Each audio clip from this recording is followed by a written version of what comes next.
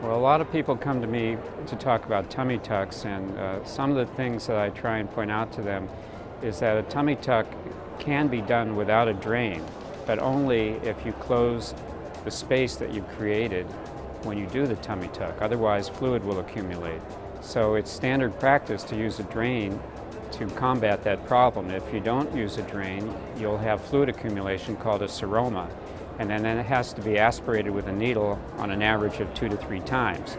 So if you don't want to use drains, you have to do something to close off the space when you lifted up the skin and put it back down. So in order to avoid the use of drains, I systematically close that space.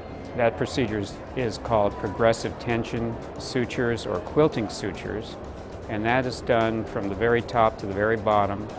And if you do that very carefully and thoroughly, you will not need to use a drain.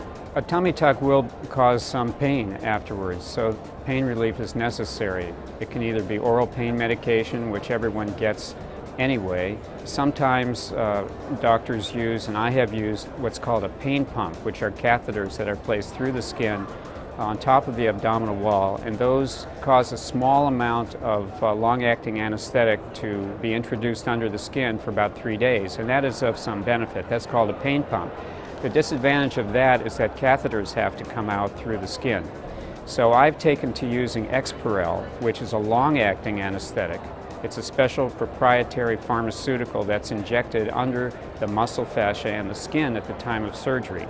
And that can last up to 3 days. So although it may not completely eliminate pain, it can eliminate the need for a pain pump because it's just as effective. And then that will greatly reduce the amount of oral pain medicine that you have to take, which decreases the incidence of nausea. The other advantage of using Exparel is that if you combine that with the use of a drainless technique, when the surgery is over, all you have is an incision and a dressing. You have no drains, you have no pain pumps, you have no catheters. Now that's beneficial not only for convenience and just a sense of not having had a big operation carrying all these tubes and catheters around, but it enables the patient to get up and move more easily, and that I think is helpful because it decreases the risk of getting a blood clot in your legs, which is a risk of abdominoplasty that we all worry about.